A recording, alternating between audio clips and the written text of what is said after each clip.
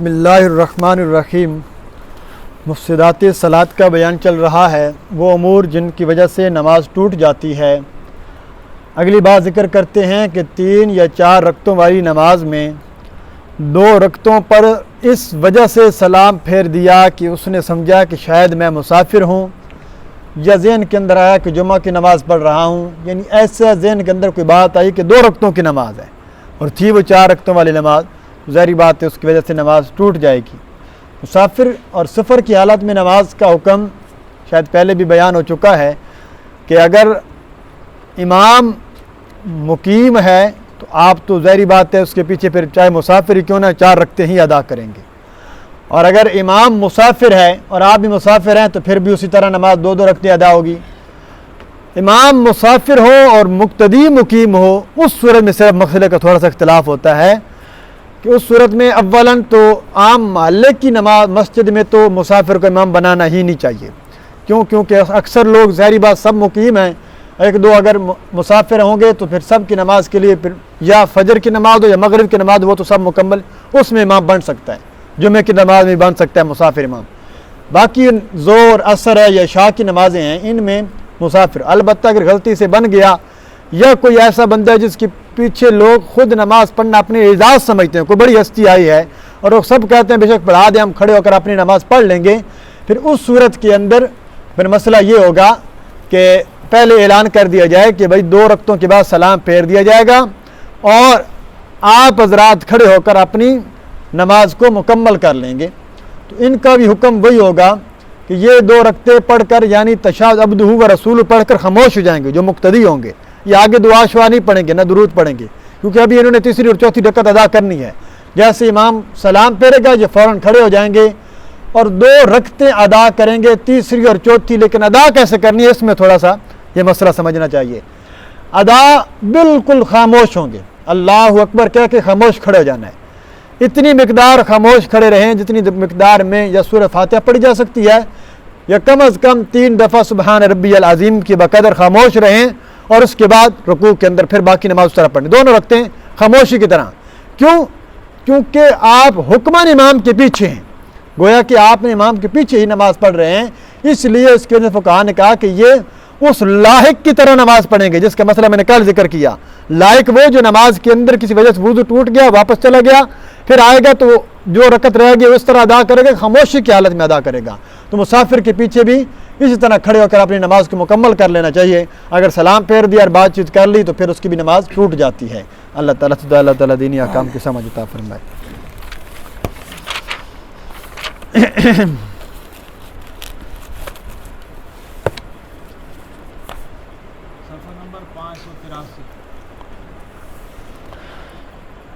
سورۃ الدہر مدنیہ، مدنی سورت ہے، سورہ الدہر، 31 آیات، 2 رکوعات پر مشتمل۔ نحمدہ ونصلی ونسلم علی رسولہ الکریم، اما بعد فاعوذ باللہ من الشیطان الرجیم، بسم اللہ الرحمن الرحیم۔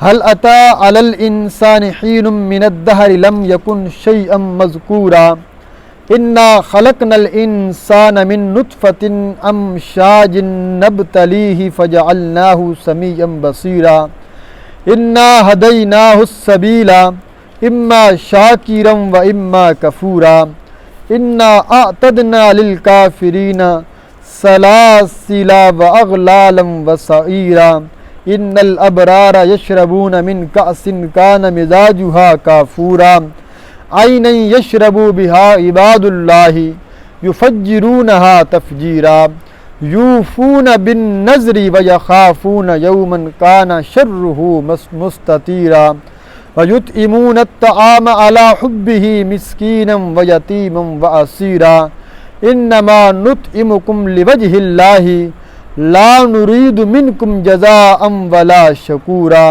انا نخاف من ربنا یوما عبوسا قمطریرا، فوقاہم اللہ شر ذلک اليوم وَلَقَّاهُمْ نَظْرَةً وَسُرُورًا۔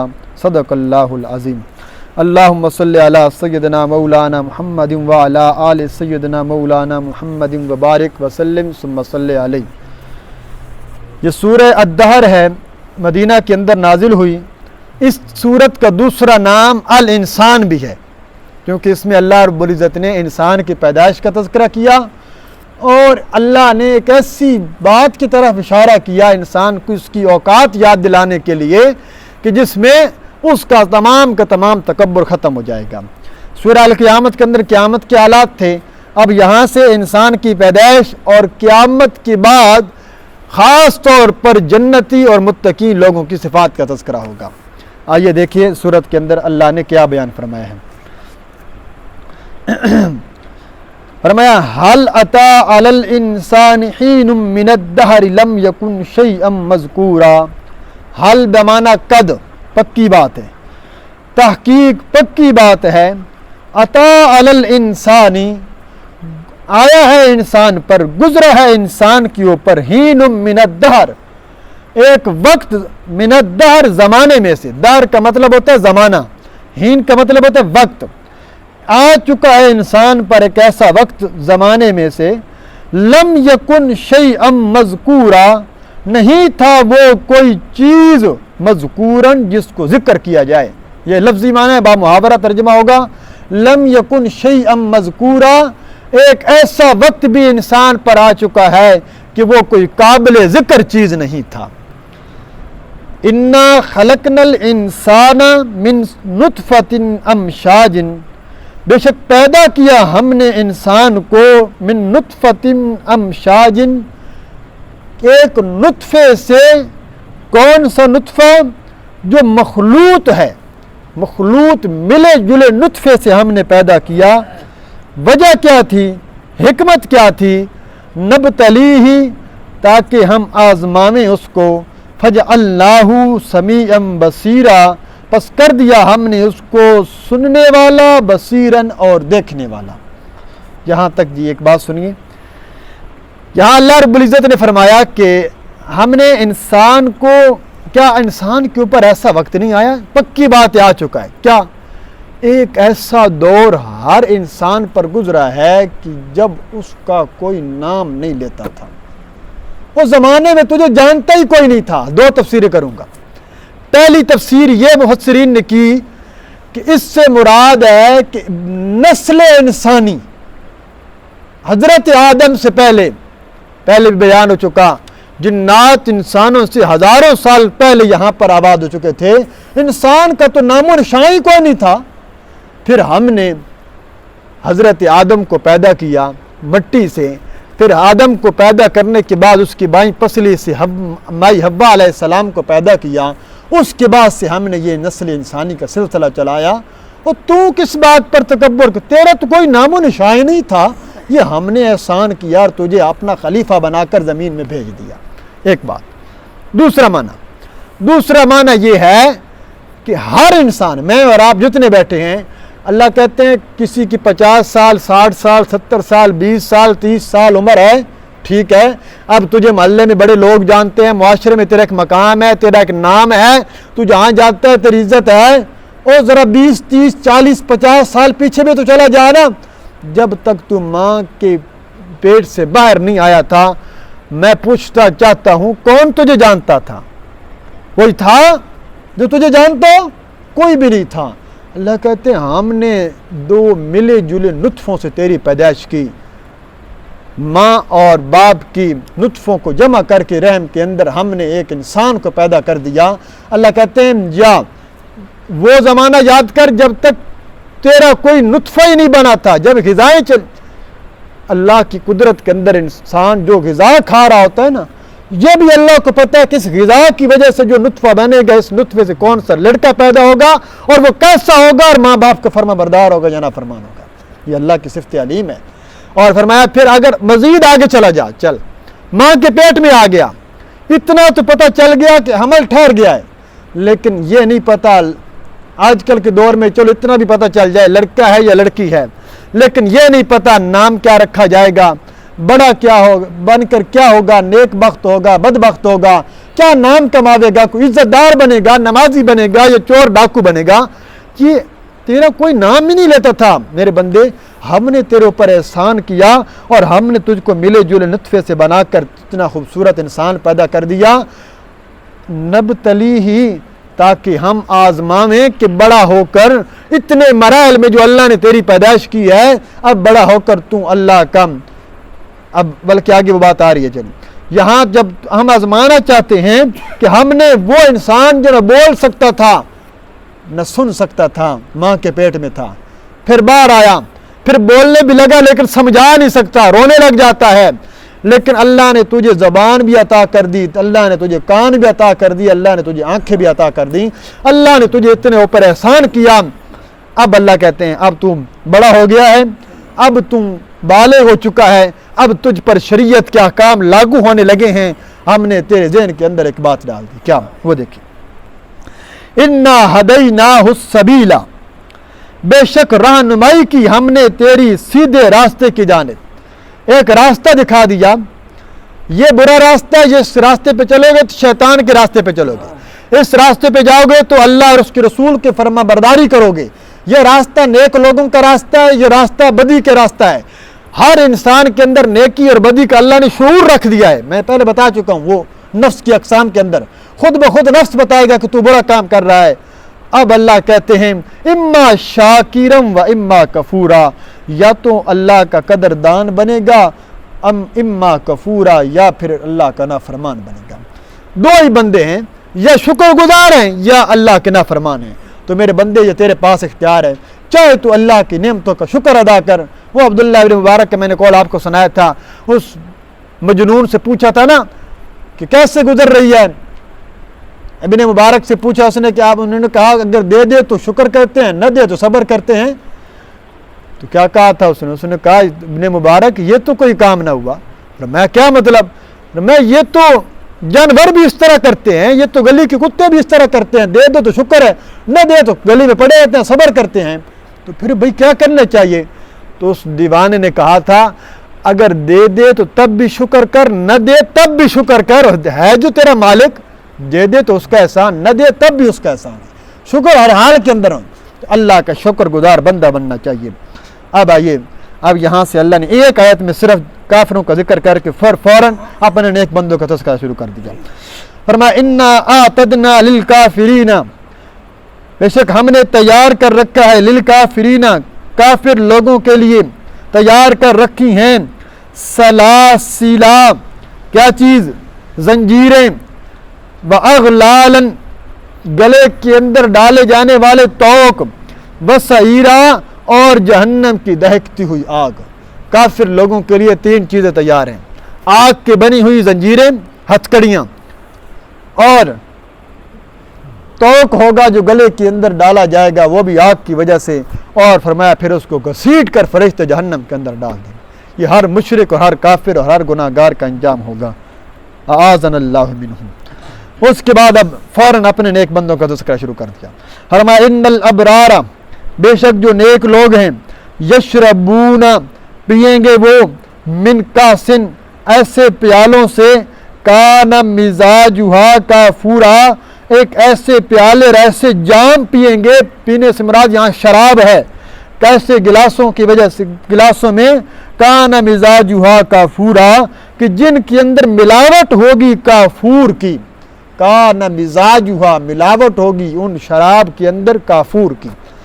کافور کیا ہے؟ اللہ نے خود تشریح کر دی ہے، کافور کیا ہے؟ عینن، ایک چشمہ ہے، جنت کے اندر ایک چشمہ ہے، یشرب بہا عباد اللہ، اس چشمے سے پئیں گے، اس چشمے سے عباد اللہ، اللہ کے خاص بندے، یفجرونہا تفجیرا، اور ان چشموں میں سے جہاں لے کر جانا چاہیں گے اس میں سے نہریں نکالیں گے۔ یفجرون کا مطلب ہوتا ہے نکالنا، راستہ نکالنا، یفجرونہا تفجیرا، ان چشموں میں سے نہریں جاری کر کے جہاں لینا جانا چاہتے ہیں وہ لے کر جائیں گے۔ اس کا مطلب اللہ فرماتے ہیں جنت کے اندر ہم آپ کو شراب بھی دیں گے، اور شراب ایسی کیسی نہیں ہوگی کہ جس کی وجہ سے عقل معاف ہو جائے، وہ شراب ایسے چشمے سے آ رہی ہوگی جس کے اندر کافور کی ملاوٹ ہوگی، وہ کافور ایک ایسی لذت والی شراب ہے، فرمایا وہ اس کی نہریں جاری ہوں گی جنت کے اندر۔ جنتی جائے گا، دیکھ رہا ہے کہ نہر ہے، اب جنتی چاہتا ہے کہ میں یہاں پر آؤں، اس نہر میں سے بڑھوں، یہ بھی تو ٹھیک ہے کہ جنت کے اندر نعمت موجود ہے. اللہ کہیں گے جنتی چاہے گا کہ یہ نہر اس کا رخ میرے گھر کی جانب ہو جائے. اس نہر میں سے ایک اور نالا اور نہر نکلے گی جو اس کے گھر کی جانب سے بہنا شروع ہو جائے گی. یوں جنتی اس کو بہا کر اپنے گھر کے پاس لائے گا اور اس کے گھر کے سامنے شراب کی نہر بہہ رہی ہوگی. اور یہ شراب جنت کی شراب ہے. یہ اس بندے کو ملے گی جو دنیا میں اللہ کی حرام کردہ شراب سے بچے گا, جو دنیا میں اللہ کی حرام کردہ چیزوں, اس لیے تو فرمایا نا دنیا کے اندر وقتی طور پر اللہ کی حرام کردہ چیزوں سے رک جاؤ, اللہ تمہیں جنت کے اندر ہر وہ نعمت دے گا جس کے بارے میں نہ تمہارے ذہنوں نے سوچا ہے نہ تمہاری زبانیں نے چکھا ہے.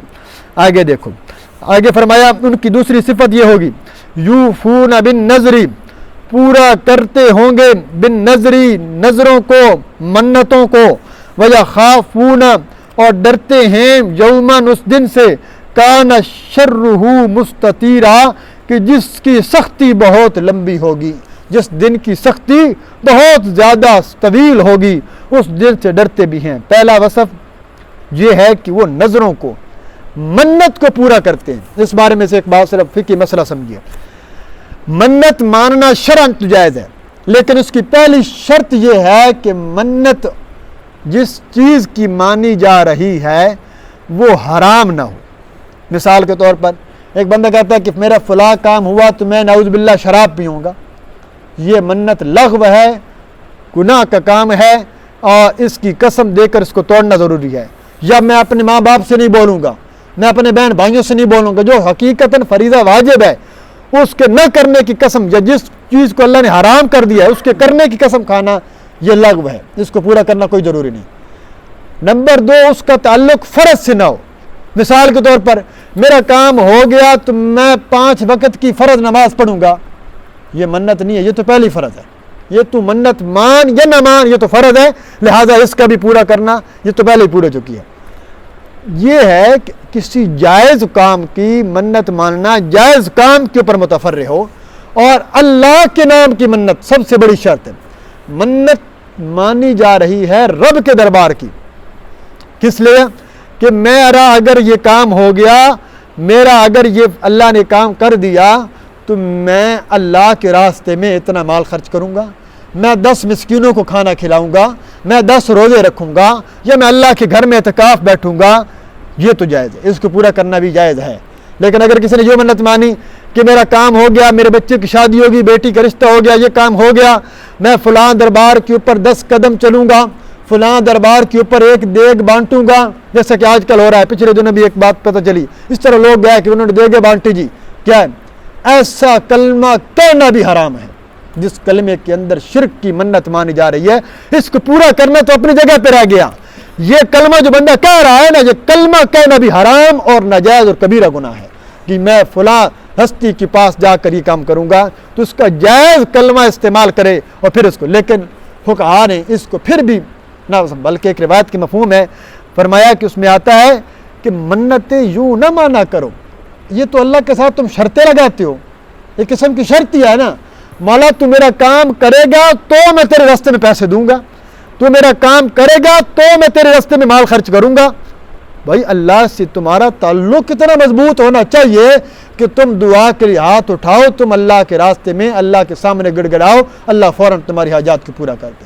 آج ہمارا تعلق کمزور ہے نا, تو بس منتیں مان کر پھر پورا کرنا, یہ کبھی بھی منت نہیں ماننی چاہیے.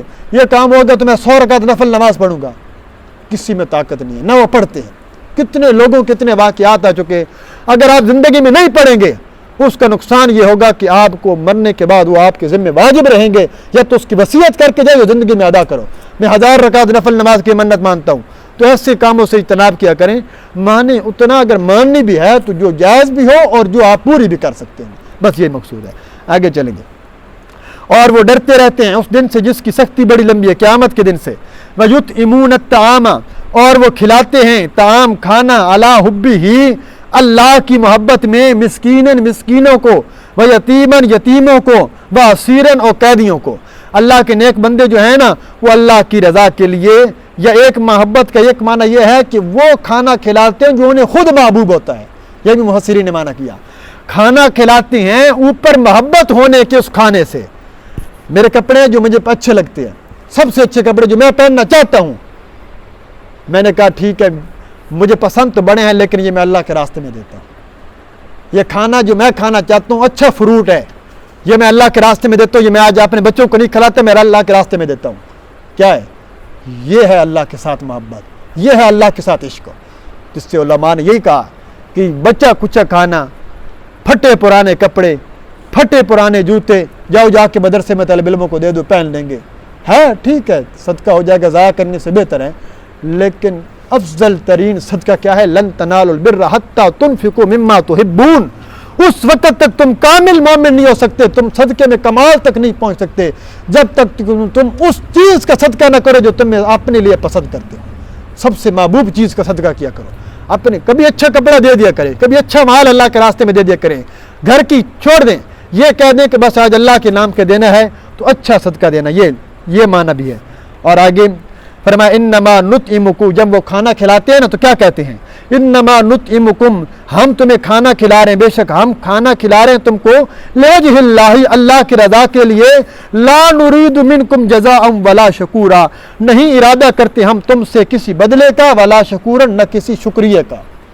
بہت بڑی بات کی اللہ نے، کھانا بھی کھلانا ہے اللہ کی رضا کے لیے، پھر اس بات کا اظہار بھی کرنا ہے مولا ہم کھانا کھلا رہے ہیں، ان لوگوں کو بتانا اللہ کی رضا کے لیے یہ کام کر رہے ہیں، ہم تم سے کوئی بدلہ نہیں چاہتے، اس کھانے کے بدلے میں ہمارا کوئی کام کرو۔ ملازم پر، غریب آپ کے گھر میں کوئی ماسی کام کرنے والی ہے، کوئی اور آپ کا ملازم ہے، غریب ہے، نوکر ہے، مزیرہ ہے، آپ اس کو اوپر احسان کرتے ہیں تو یہ نہ ہو کہ اب بھائی میں نے تجھے احسان ہے، میرا کام ڈبل کر، آگے سے مجھے نخرے دکھاتا ہے، ساری نیکی ختم ہو جائے گی۔ اللہ کی رضا کے لیے کرنا ہے، شکر نہیں طلب کرنا۔ امی عائشہ صدیقہ رضی اللہ تعالیٰ عنہ کی روایت ہے، فرمایا کہ اگر تم کسی مسکین کو ایک کھجور بھی دو نا، کھجور بھی، اور اگر ہم کیا کہہ دیتے ہیں، جا بابا دعا کرنا، شکر کرنا، ہمارے لیے کچھ کر دینا، یہ کہنا بھی نہیں چاہیے، بس وہ خود بخود دعا دے دے گا، وہ یہ بھی کہیں بدلے میں نہ آ جائے، یہ بھی کہیں اس شکر کے بدلے میں نہ آ جائے، اللہ کی رضا کے لیے دیا ہے، اب وہ چاہے تو تجھے دعا دے دے، نہ چاہے تو کوئی نہیں، زبردستی نہیں، بس دعا کر دے، یہ بس بھائی اللہ کی رضا کے لیے دے دیا، اللہ دیکھ رہا ہے جس نیت سے دیا ہے، اللہ تیرا کام اس دعا سے پہلے کر دے گا، اگر وہ دل سے دعا دے گا تو وہ اللہ تیری دعا کو قبول بھی کرے گا۔ آگے دیکھیے جی، انا نخاف، اور آخری آیت میں فرمایا، بلکہ آگے فرمایا انا نخاف من ربنا، اور اگلی علت کیا ہے کہ ہم یہ کیوں کھانا کھلا رہے ہیں؟ بے شک ہم ڈرتے ہیں اپنے پروردگار سے، اس دن سے، اپنے پروردگار کے اس دن سے ڈرتے ہیں، عبوسن کم تریرا، جو بڑا سخت ہوگا، کم تریرا کا معنی بہت سخت، جس دن کی سختی بہت زیادہ سخت ہوگی اس دن سے ہم ڈرتے ہیں۔ فوقا، بس انہوں نے جب یہ دعا کی، فوقاہم اللہ شر ذالک الیوم، بس بچا لیا اللہ نے ان کو اس دن کے شر سے، ولقاہم نظرۃ وسرورا، اور انہیں عطا کیا اللہ نے تر و تازگی و سرورا، اور خوشی۔